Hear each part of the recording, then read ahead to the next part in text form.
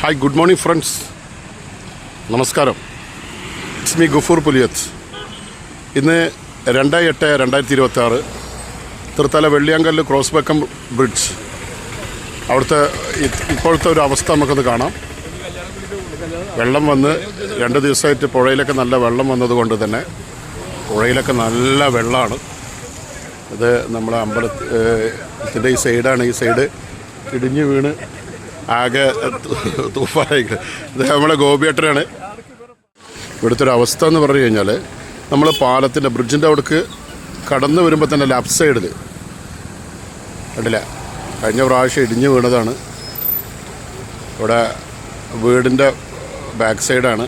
അപകടാവസ്ഥ വളരെ ഏത് നിമിഷവും ഇവിടെയൊക്കെ ഇടിഞ്ഞ് വീണ് ആകെ അപകടം വരുന്നുള്ള അവസ്ഥയാണ്. അതിൻ്റെ തൊട്ടപ്പുറത്ത് തന്നെ അമ്പലത്തിൻ്റെ ബാക്ക് സൈഡാണ്, ശിവൻ്റെ അമ്പലത്തിൻ്റെ ബാക്ക് സൈഡാണ് ഇതാ കാണുന്നത്.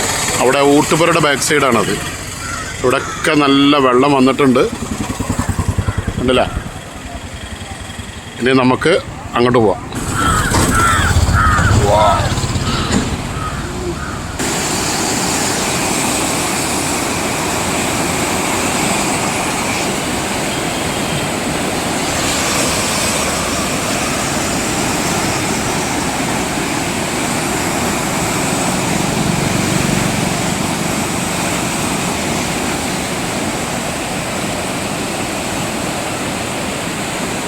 എല്ലാ ഷട്ടറുകളും തുറന്നിരിക്കണേ.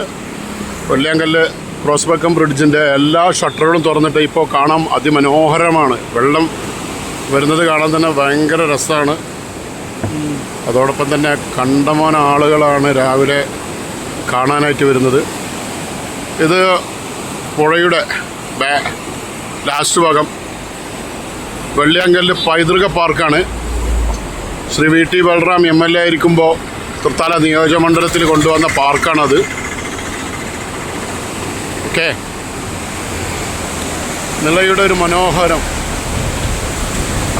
നിള നദിയുടെ ഒരു മനോഹാരിത നിറഞ്ഞ് കവിഞ്ഞ് അപ്പുറം ഇപ്പുറം മുട്ടി നിൽക്കുന്ന നിള നമ്മുടെ ഭാരതപ്പുഴ.